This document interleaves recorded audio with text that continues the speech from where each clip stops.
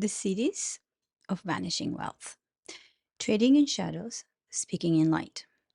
A poetic reflection on transits woven into mystery and the mystery. Quote, this, some say, confirms the hypothesis that each man bears in its mind a city made only of differences, a city without figures and without form, and the individual cities fill it up. 𝗀𝗏𝗃 Invisible Cities. The city of Chao and the promise of paper. In the far reaches of the Khan's empire, beyond the steppe and the great rivers, lies the city of Chao. Here, wealth is not measured in silver ingots or gold coins, but in slips of paper, pressed with the seal of the Khan himself. To walk through the city's markets is to hear the rustling of promises paper exchanged for silk, for spice, for jade, for the notion that value is something that can be written rather than weighed. In Chao, Marco Polo tells the Khan, a merchant can buy a caravan of horses with a single slip. A spice trader, burdened with nothing but a scroll of inked characters, may cross the desert and return richer than before. The city thrives not on metal, but on belief.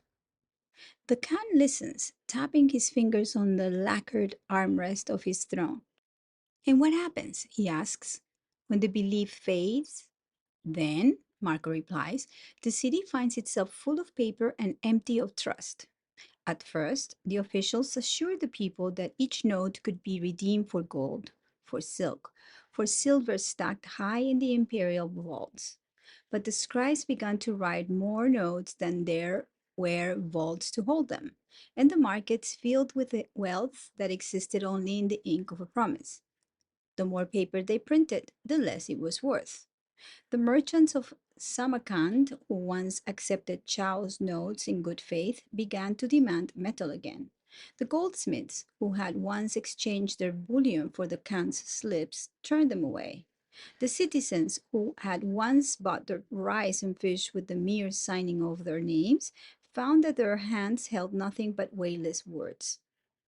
The Khan watches the candlelight flicker against the polished wood of the table. And the city? Oh, the city, Majesty, learned too late that the power of paper is only as strong as the trust behind it. When the illusion broke, the markets emptied. The people of Chao returned to barter silk for grain, salt for iron, labor for protection.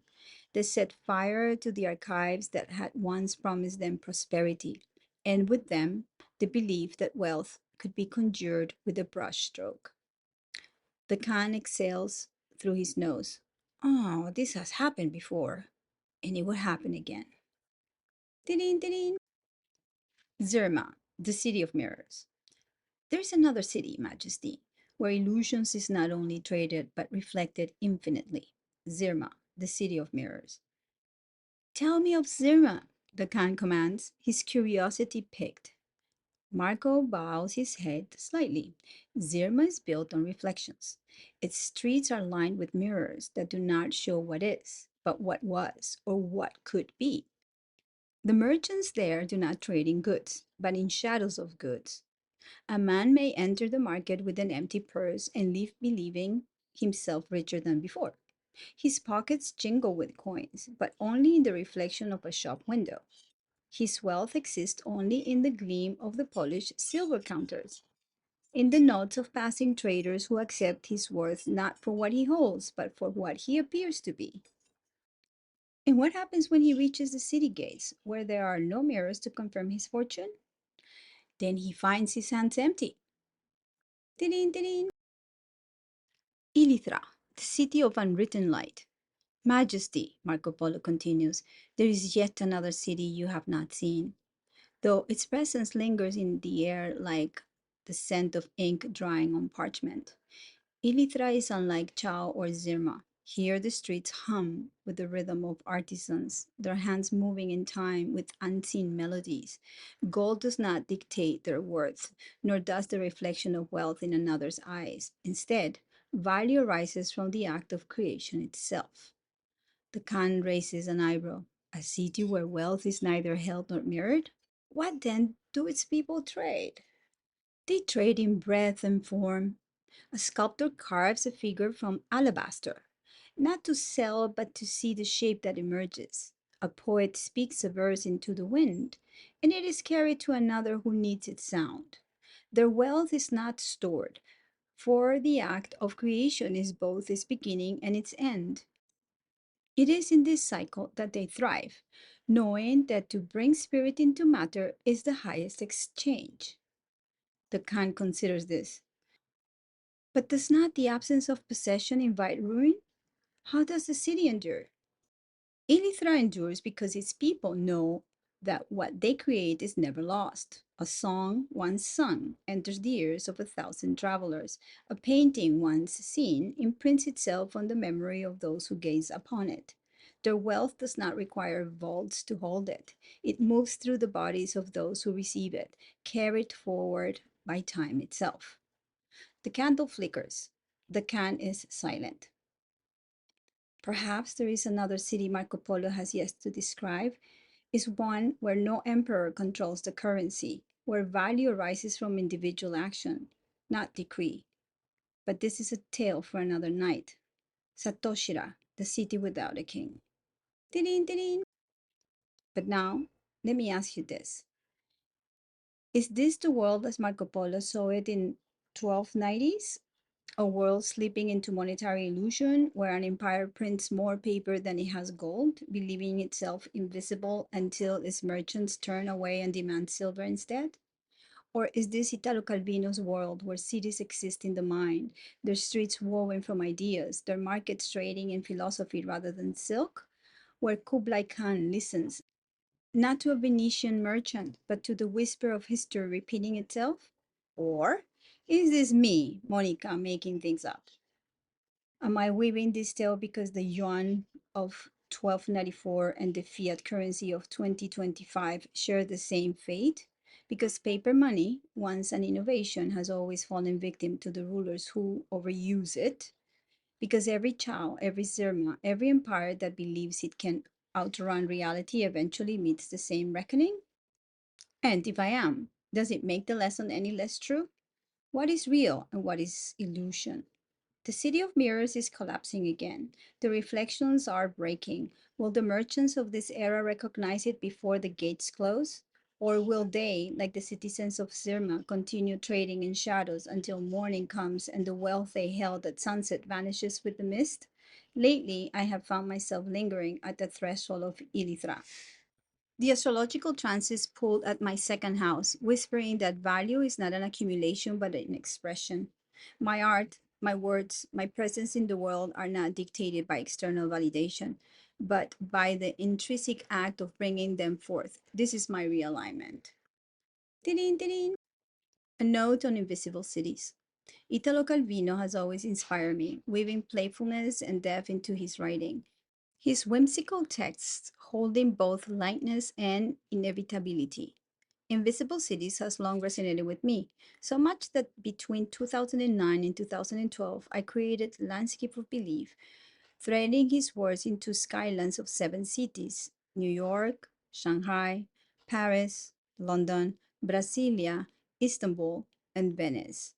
Projected onto 2 layers of glass, dissolving behind a two-way mirror, the text formed skylines appeared and disappeared, visible yet unreadable. It was a magical experience, a reflection of the impermanence of belief or how meaning shifts with perspective. At 45, I stood at the threshold asking myself, is destiny something I create or something I inherit? And here we are now at another threshold.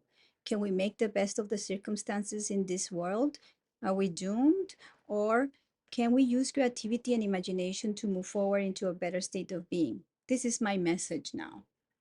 Quote, the inferno of the living is not something that will be. If there is one, it is what is already here. The inferno we live in every day that we form by being together. There are 2 ways to escape suffering it. The first is easy for many. Accept the inferno and become such a part of it that you can no longer see it. The second is risky and demands constant vigilance and learning. Seek and recognize who and what in the midst of the inferno are not inferno. Then make them endure. Give them space. This is the final paragraph of Italo Calvino's seminal work, Invisible Cities. I recommend you read it. Ding, ding. Consciousness is not a singular experience, but a multidimensional interplay of time, space, vibration, and perception. Federico Faggin proposes that consciousness is fundamental, not emergent from the brain, but the very fabric of reality, raising questions about the role of emotions, individuation, and the observer's influence on reality. My book, The Nature of My Reality, explores these ideas through empirical practice, blending evolutionary astrology, Jungian individuation, Taoist and Buddhist thought, and vibrational harmonics, revealing how our emotional body shapes perception. Rather than laying out a fixed thesis, I invite you to explore these perspectives firsthand, whether through Faggin's work on fundamental consciousness, link below, or by delving into my book, where I document my own lived experience navigating the unfolding of awareness. Ding. Footnote on transits. New moon at 9 degrees of Pisces, a threshold where illusions dissolve and unseen forces whisper new beginnings. February 27th. Mars stationing direct in Cancer. The undercurrents shift, the tides turn, action steers on the roots of emotional memory. February 23rd. Venus retrograde from Aries back to Pisces, desire retraces its steps, unearthing what was left unsaid, unfelt, unseen. Check what was happening same time 2017, 2009, 2001, 1993. These are cycles that repeat while your awareness expands. March 1st, April 12th. Upcoming eclipses along the Pisces-Virgo axis, the material and mystical collide, unraveling the veil between tangible and intangible truth.